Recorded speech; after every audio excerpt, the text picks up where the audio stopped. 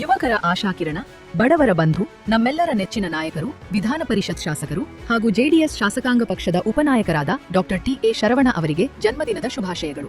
ಶುಭ ಕೋರುವವರು ಅಖಿಲ Karnataka doctor TA. Sharavana ಅಭಿಮಾನಿಗಳ ಬಳಗ, ಬೆಂಗಳೂರು. ಸೆಪ್ಟೆಂಬರ್ ತಿಂಗಳಿನಲ್ಲಿ ನೀವು ಯಾವುದೇ ಬ್ಯಾಂಕ್ ಕೆಲಸಗಳನ್ನ ಮಾಡಿಕೊಳ್ಬೇಕಿದ್ರೆ ಈ ಮಾಹಿತಿಯನ್ನ ಕಡ್ಡಾಯವಾಗಿ ತಿಳ್ಕೊಳ್ಳಿ.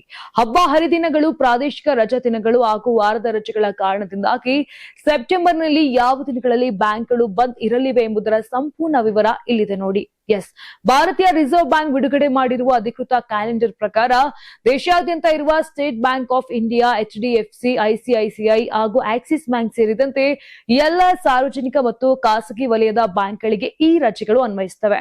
ಸೆಪ್ಟೆಂಬರ್ 12ರ 2ನೇ ಶನಿವಾರ, ಸೆಪ್ಟೆಂಬರ್ 26ರ 4ನೇ ಶನಿವಾರ ಹಾಗೂ ಎಲ್ಲ ಭಾನುವಾರಗಳಂದು ದೇಶಾದ್ಯಂತ ನಿಯಮಿತ ರಜೆ ಇರಲಿದೆ.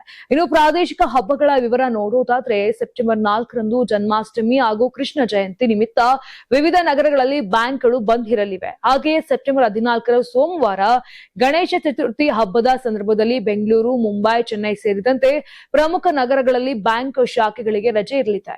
ಇದರೊಂದಿಗೆ ಸೆಪ್ಟೆಂಬರ್ 15ರಂದು ಸಂವತ್ಸರಿ ಹಾಗೂ ನುಖೈ ಹಬ್ಬ ಇರುತ್ತದೆ.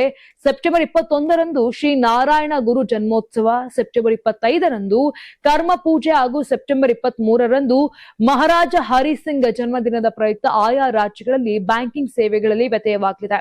ಇನ್ನು ಬ್ಯಾಂಕ್ ಶಾಖೆಗಳಿಗೆ ರಜೆ ಇದ್ರೂ ಸಹ UPI ಪಾವತಿಗಳು, ಮೊಬೈಲ್ ಬ್ಯಾಂಕಿಂಗ್, ಆನ್ಲೈನ್ ವಹಿವಾಟು ಹಾಗೂ ATM ಸೇವೆಗಳು ಎಂದಿನಂತೆ ಕಾರ್ಯನಿರ್ವಹಿಸಲಿವೆ. ಆದ್ರೂ ಕೂಡ ಚೆಕ್ ಕ್ಲಿಯರೆನ್ಸ್ ಅಥವಾ ನೇರ ಶಾಖೆಯ ಕೆಲಸಗಳಿದ್ರೆ ರಜಾ ದಿನಗಳ ಪಟ್ಟಿಯನ್ನ ಮುಂಚಿತವಾಗಿ ಪರಿಶೀಲಿಸಿಕೊಂಡು ನಿಮ್ಮ ಕೆಲಸಗಳನ್ನ ಯೋಜಿಸಿಕೊಳ್ಳುವುದು ಉತ್ತಮ.